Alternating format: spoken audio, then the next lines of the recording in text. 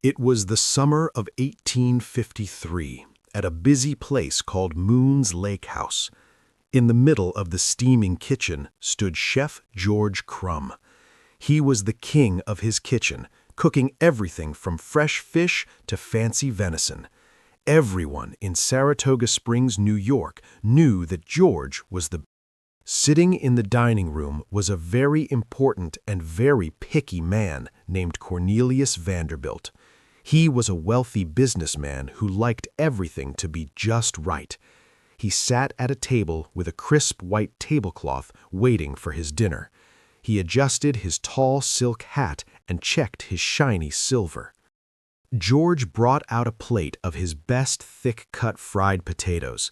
They were golden and soft, just the way most people liked them. He carried the plate himself, hoping to please the famous guest. George placed the dish on the table with a smile, but Cornelius did not look happy at all. Cornelius poked the potatoes with his silver fork and sighed. "These are far too thick," he muttered, pushing the plate away. "They are soft and soggy.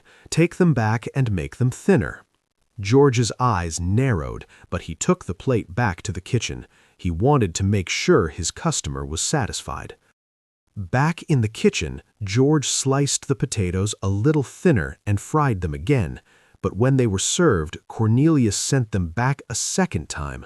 "Still too thick, still as soft as mud," he complained. George's face turned red. He was becoming very frustrated. He wasn't used to people complaining about his cooking. George decided he would teach this picky businessman a lesson. He grabbed a potato and his sharpest knife.